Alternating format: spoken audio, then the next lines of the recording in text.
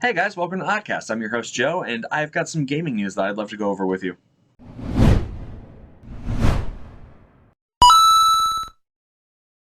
So recently announced there was a delay to a game that I'm very much looking forward to, which is Square Enix's new upcoming title, Forspoken. This is actually the second delay for them. Originally it was going to come out May 24th of this year, and then it got pushed back to October 11th, and now it's pushed to January of next year, which I almost want to say doesn't come as a surprise because, well, it is Square, and it did take them 10 years to get from Kingdom Hearts 2 to Kingdom Hearts 3, so small delay. I'm not too concerned about it, but they did say that they're polishing it up. The game already looks really good, really fun, and I'm very much looking forward to playing it. And if I have to wait a little bit longer for a complete game that's awesome, totally on board. Looking at you, Cyberpunk 2077. In other cases where you might be looking at something, let's talk about other gaming news. So The Last of Us Part 1 is set to have their re-release redone and put back on shelves September 2nd of this year. So a lot of people are calling this a last-minute cash grab. However, there's been some pushback to that statement from an artist working on the project. That artist is Robert Morrison, and he's an animator with the project. He's worked on such things as God of War 2018, Resident Evil 7, and Injustice 2. And he's actually gone to Twitter to take the heat and say, this isn't just a grab for cash. Instead, what he says is that The Last of Us Part 1, the remake, is the most meticulously built and crafted project that I have ever seen or been a part of in my entire career. That's pretty good praise coming from an animator who works on video games for a living. So that means that they are actually polishing the product and making it look great. And from the clips that I've seen of gameplay, it really does look beautiful. And I'm very much looking forward to getting back with Joel and getting back into the Badlands, dealing with clickers and all kinds of nonsense in September, so I'm totally on board. And as far as cash grabs go, yeah, $70 seems like a lot, but how many times have you paid that for a remake of Oblivion?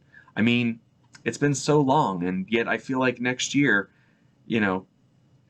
Elder Scrolls just going to come out with another remake of it for the next generation consoles, and it'll probably be like $80. Because why not? And last but not least, this is your warning, because as of Friday the 15th, a pre-order is going to go up for God of War Ragnarok, and I have been waiting for this game. It did experience a delay going from last year to this year. However, they are on track to meet their November 9th, 2022 release window, and I'm here for it. The game looks fantastic. The storyline coming from the 2018 God of War, I'm very anxious to continue it. The journey of Kratos and Atreus. If you haven't already seen it, CN did do a what we know so far on it, and now the time is almost here. And the reason that Friday is such a big deal is because you get to pre-order at 10 a.m. Eastern Standard Time the editions that are coming out. And while there's been no concrete confirmation of pricing, we are going to go based on the Horizon Forbidden West model, which, because much like Horizon Forbidden West, there are 4 editions of God of War Ragnarok coming. And I mean, November is not far away. I can't wait. It's going to be great. And the countdown is on till this Friday at 10 a.m. But for those of you out there who don't want to wait until Friday to do some shopping, CN's got some news that is probably going to tickle your fancy and your itchy shopping finger. What's up, guys? CN here. So the next thing we're going to talk about is Amazon, but in a good way. Now, at the time of this recording, Amazon's Prime Day deal is going on right now, specifically for gamers. The Prime Day deals are actually pretty good. I'm actually, after this recording, thinking about going online and I might order a couple things. I don't know yet.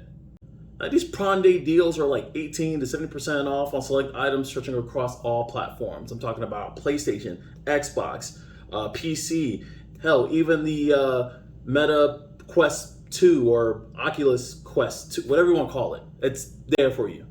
Now, the deal is going on to the 13th of July, so you only have about 2 days, today and tomorrow, to get those deals going.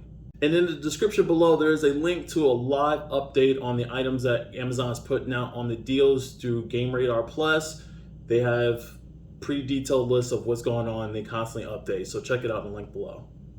Now, in the world of Sony PlayStation has officially announced for sure that they've officially acquired Haven Studios.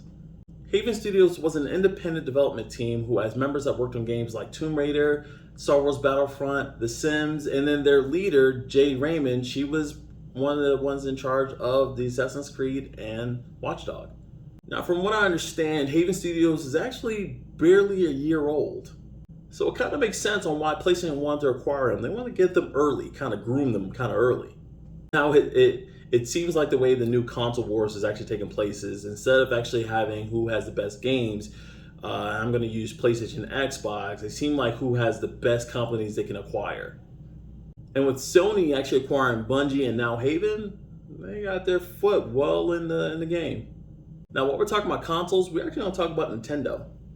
Now, currently there's a rumor going around that Nintendo is secretly designing what everybody's calling the Switch Pro. Now, according to a couple of sources, the quote-unquote Switch Pro is supposed to be secretly being developed and supposed to be revealed by September of this year and then released sometime later this year.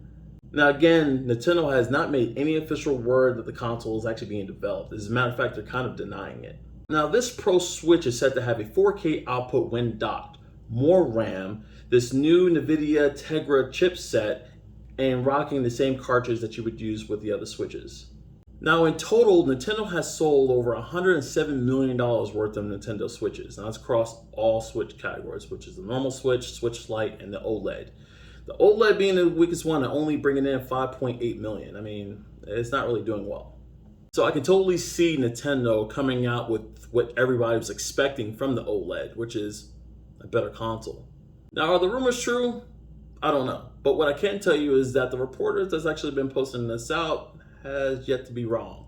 But let me know what you think in the comments. Do you think Nintendo's actually going to pump out a Switch? Are you excited for a new Switch? Do you have one? Do you think that you would upgrade to a better one if it has the right specifications for you?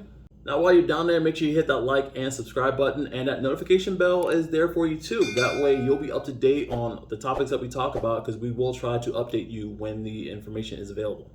But that's our time, so take care, guys. Peace.